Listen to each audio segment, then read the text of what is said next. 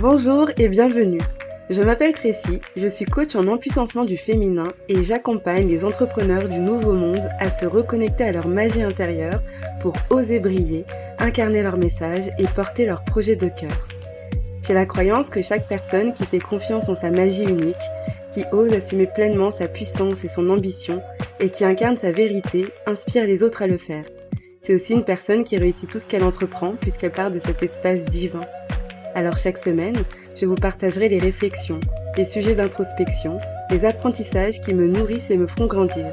Je vous diffuserai de l'inspiration afin de vous aider à vous reconnecter à votre essence profonde, à l'incarner et la rayonner.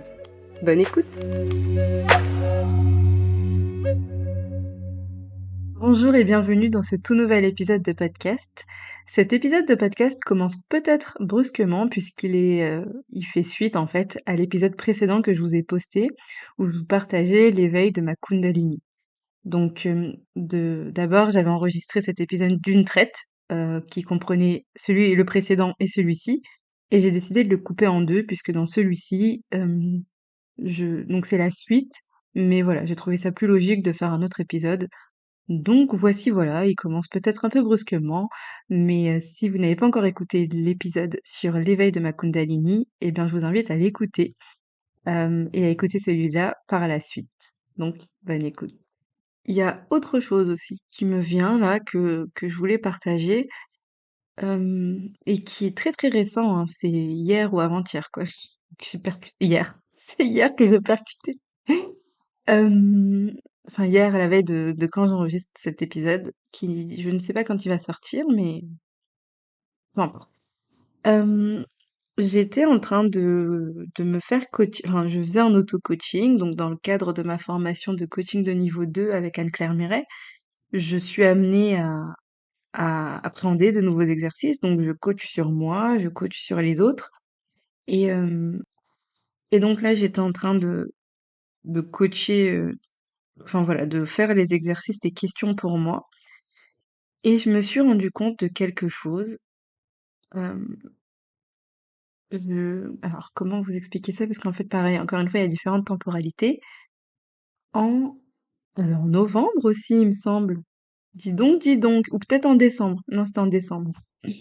En décembre, j'avais acheté le programme de Chloé Bloom, Sensuel, qui est un programme pour se reconnecter à sa féminité, à sa sensualité, à son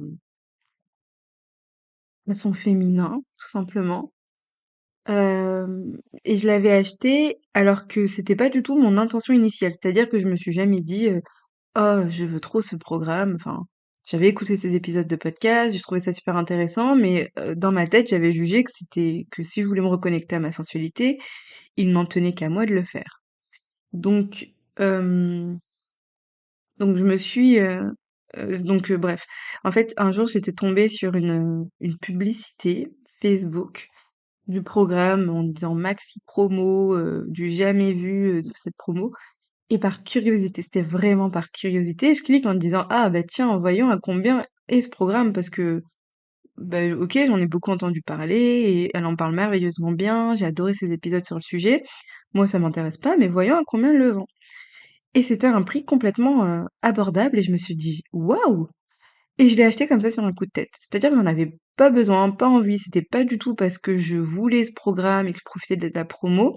Et d'ailleurs, c'est très étonnant que je sois tombée sur cette promo parce que je ne suis pas forcément tous ces partages. Enfin, j'écoute ces podcasts et tout, et, euh, et je tombe très rarement, voire jamais sur ces posts, enfin, à part si je vais chercher. Et comme par hasard, et je me souviens, il était tard le soir et tout, j'étais tombée dessus, j'étais sur Instagram en train de scroller. Et je l'ai acheté, comme ça, sur un coup de tête, en sachant pertinemment que je pourrais pas le faire puisque enfin pas tout de suite, parce que je partais à l'île Maurice et que je sais qu'à l'île Maurice, je suis pas du tout dans le mood, dans enfin c'est très compliqué pour moi de me poser, de m'investir dans quoi que ce soit. Donc je l'ai acheté en me disant: «Bah, je le referai, en rentrant ou je verrai». Et ce programme, j'y ai pas touché, j'y ai pas pensé et donc j'en reviens, temporalité précis, à mon au moment en fait où j'étais, en train de faire ces exercices d'auto-coaching et j'ai eu un flash. En fait, je me suis rendu compte que mon dans ma jeunesse, quand j'étais au collège, au lycée, j'étais, plutôt, en fait, j'avais un style vestimentaire qui est plutôt, sexy. Enfin, c'était pas sexy, sexy, mais dans le sens où j'aimais bien, voilà, mettre des petites robes, des petites jupes, des trucs, parfois un peu moulants, j'étais, ouais, très, décomplexée, on va dire et même, j'aimais bien, être, jolie, savoir que je le suis, savoir que on peut se dire la même chose en me regardant et tout et j'étais OK avec ça. Puis, et d'ailleurs, dans ma famille, c'est quelque chose qui est très normalisé aussi. Ma maman, elle met beaucoup de tenues, très courtes et cetera. Bon après elle vit sur les îles, mais d'elle-même, hein, quand elle achète quelque chose, elle son un de ses premiers réflexes souvent, c'est de couper en disant: «Non, c'est trop long». Et même ma grand-mère, que quand on mettait des vêtements longs, des jupes longues, elle disait: «Ah non, non, mais ça fait mémé, arrêtez de vous vieillir et tout» et c'est vraiment ce côté très décomplexé, très, assumé, en fait. Et donc quand j'étais jeune, j'étais très comme ça. Puis en grandissant, lycée, université et travail, je me suis fermée à ça. Mais fermée aussi parce que je pense qu'au début, j'étais décomplexée et arrivé un moment où finalement les regards me faisaient plus peur qu'autre chose et j'ai dû juger ça dangereux et d'être vue, d'être regardée et j'ai aussi jugé ça, mal et peut-être pas digne, je sais pas si c'est le mot, mais en tout cas, c'était pas quelque chose qu'il fallait, en tout cas voilà, c'était mal et en fait, j'ai arrêté de mettre des tenues comme ça, donc peut-être un peu plus en été où je suis un peu plus fluffy comme je l'appelle. Mais voilà, on va dire maintenant c'est plus avec des robes longues, avec, des robes fleuries, mais moins, ce côté sexy avec peut-être des choses un peu plus courtes, des choses un peu plus, près du corps et aussi peut-être que j'ai développé plus de complexes et cetera. Et donc, je faisais cet exercice et je me suis rendu compte qu'en fait, il y a une que ce que je faisais, en fait, avant, quand j'étais plus jeune, bah, c'est ce que je faisais sans trop me poser de questions et ça me plaisait. J'étais vraiment décomplexée et alors quand je dis décomplexée, c'est pas dans le sens où j'avais pas de complexe, parce que j'ai toujours eu un peu des complexes, mais j'aimais me sentir belle et montrer que je me sens belle et j'appréciais, si on pouvait remarquer que j'étais belle et cetera et moi ça me plaisait et j'étais complètement OK avec ça et je me suis rendu compte qu'en fait, au fil du temps, bah, je me suis renfermée et cachée, mais vraiment cachée sous des vêtements et cachée, selon un style.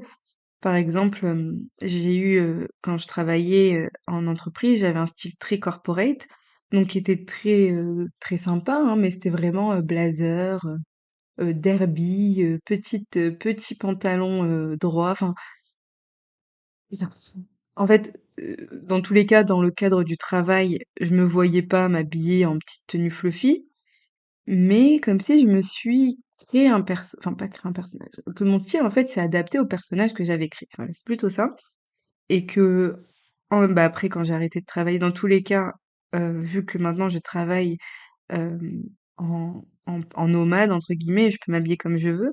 Donc souvent, je peux être amenée à rester en pyjama, mais de plus en plus, je ressens ce besoin de m'apprêter et je me suis rendu compte qu'en effet quand je ne mets pas des vêtements dans lesquels je me sens belle et dans lesquels je me sens pleinement, libérée, pleinement, féminine, bah, j'ai des tendances à me cacher parce que, bah, j'ai pas envie qu'on me voie, j'ai pas envie qu'on me remarque. De toute façon, je me trouve pas bien, je me trou ou soit quand je m'apprête pas ou quand je sors, je sais pas, acheter le pain et que je suis pas coiffée ou je sais pas quoi, en fait, je me camoufle, je vais avoir tendance à mettre une capuche, à mettre un long manteau et cetera et j'ai pas envie qu'on me voie et en fait, en faisant cet exercice, je me suis rendu compte qu'au fil des années, bah, j'avais perdu cette part de moi qui est complètement,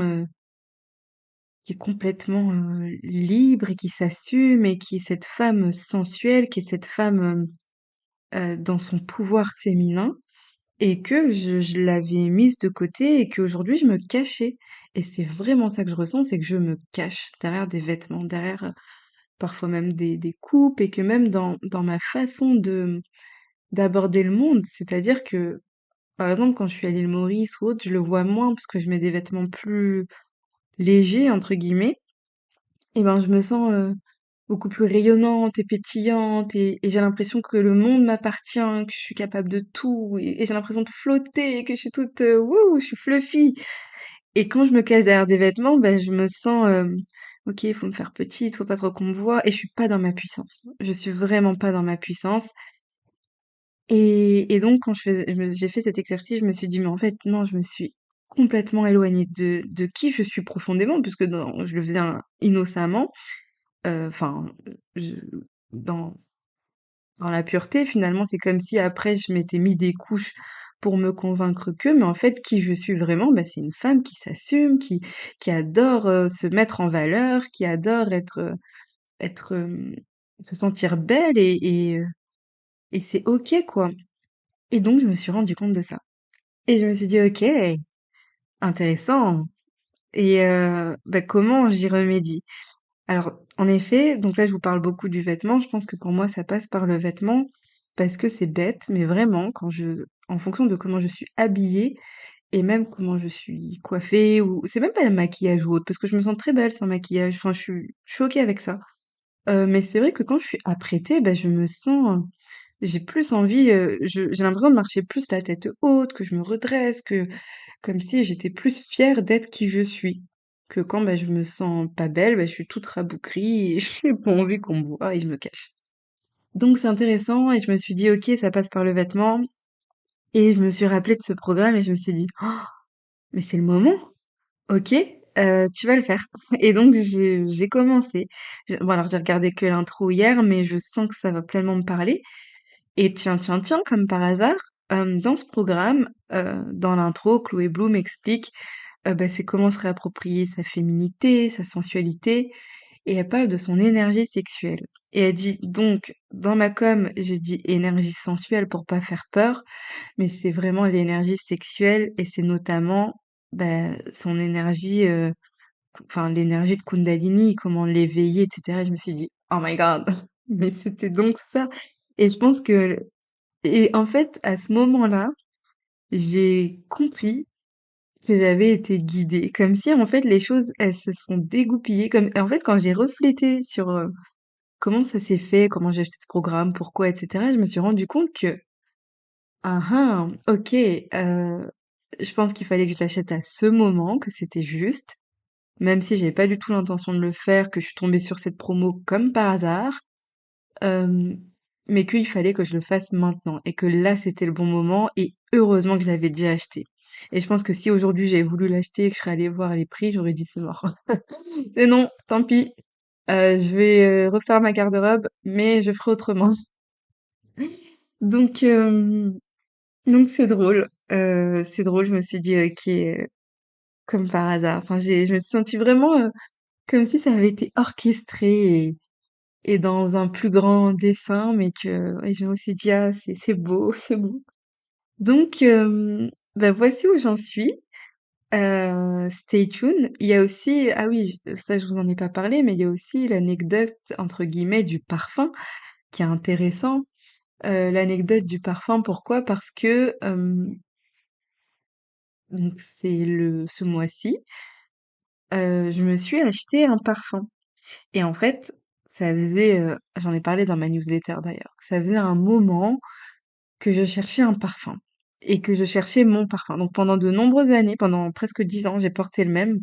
Mais en fait, là, j'étais arrivée à un stade où je le sens plus, mes proches ne le sentent plus, et comme si je m'étais fondue avec ce parfum que j'adorais, que j'adore toujours, hein, mais que j'ai plus les papillons. Vous savez, maintenant, quand vous mettez un parfum et que vous le sentez, que de temps en temps vous avez des petits relents d'odeur et que vous vous dites, j'adore et ça fait plaisir. Et ben là, j'avais plus ça, j'avais plus les papillons. Et vous allez me dire pourquoi je parle de ça. Parce que, donc j'étais en train je cherchais un parfum, mais pendant ça fait, allez, ça fait peut-être plusieurs mois, voire années, quoi. Et, et je me suis mise, comme par hasard, en quête d'un parfum, sur le mois de février. Et donc vraiment, j'allais dans des parfumeries et je voulais pas un parfum mainstream qu'on trouve au Sephora du coin. Je voulais vraiment quelque chose d'unique et comme si en fait, à la recherche de ce parfum, j'étais en quête identitaire. Je voulais un parfum qui me ressemble, en fait, qui dégage qui je suis. Donc, il y a qui je suis quand on me voit, qui je suis quand on me parle, qui je suis dans mon énergie. Donc, quand on me voit, ça passe aussi par comment je m'habille, comment je me tiens, hein, pour faire le lien. Mais aussi qui je suis dans ce que je dégage, dans l'odeur de ce que je dégage. Et je pense que, en fait, c'est à travers les 5 sens, quoi. Et, euh, et donc, je cherchais vraiment un parfum, mais dans cette quête de, et j'étais très exigeante et vous allez me dire, bah oui, en fait, un parfum, bon, tu vas au Sephora, t'en sens un, mais moi, je vous dis, ça faisait plusieurs mois, voire années que j'étais sur le dossier, quoi, sur le sujet. Je ne trouvais pas de parfum. En tout cas, je ne trouvais pas le parfum. Et parce que j'avais des critères très précis. Et c'est marrant parce que j'en ai discuté avec une amie qui travaillait dans la parfumerie et je lui ai dit, bah, peut-être que tu peux m'aider, tiens. Et je lui ai expliqué ce que je recherchais. Et donc, je recherchais quelque chose de très sensuel, de très doux, de très femme, mais à la fois pas, à la fois une odeur singulière. En fait, c'était vraiment quelque chose de très envoûtant. Et je le décrivais comme un parfum rond. Je veux un parfum, pas un parfum qui cocotte et qui t'agresse le nez. Et ben oui, ok, ça sent bon, mais en fait, je voulais vraiment quelque chose qui vienne comme m'envelopper, et qui vienne comme dégager une aura autour de moi, quelque chose de très sensuel, très... Voilà. Et donc, j'avais plein de critères. Je disais, j'aime pas les fleurs, j'aime pas quand ça sent trop comme ça, j'aime bien telle odeur, j'aime bien telle odeur. Et donc, elle m'a proposé plein de parfums. Et donc, c'est pour ça que je vous disais, j'étais partie aussi en quête avec des amis aussi, une amie qui met beaucoup de parfums et qui m'a dit, bah attends, tu sais quoi, je vais t'emmener dans mes parfumeries à Paris. Donc on est allé chercher et finalement c'est à travers l'intermédiaire d'intermédiaires que en cherchant en fait, heu, par rapport à ce qu'on m'avait recommandé de: «Tiens teste ça, va sentir ça, regarde ce qui te plaît», et ben, j'allais dans les boutiques et je demandais aux personnes qui me dit aux vendeurs et j'étais très cash, hein, en disant: «Ben non, c'est pas ce que je recherche, moi je cherche vraiment ça, ça, ça, ça, ça», et donc parfois qui me recommandaient vers d'autres choses et donc j'allais explorer d'autres choses et comme ça de fil en aiguille, j'ai trouvé le parfum, mon parfum, et je trouve que ça fait aussi partie de ce processus de réappropriation corporelle. Donc en effet, il y a le vêtement, il y a le corps, il y a le parfum. Pour moi, c'est aussi quelque chose qui rentre en fait dans toute cette quête. Et c'est pour ça que je voulais vous partager ça aujourd'hui. Donc c'est un épisode qui j'espère vous plaira, qui quand même vous paraîtra pertinent, percutant. J'ai adoré l'enregistrer. Merci pour votre écoute et je vous dis à très bientôt. Merci pour votre écoute. Si cet épisode vous a plu et que vous souhaitez me soutenir, n'hésitez pas à le partager autour de vous. Je vous invite à noter le podcast avec la note de votre choix sur votre plateforme d'écoute préférée et à vous abonner pour être informé des prochains épisodes. À bientôt!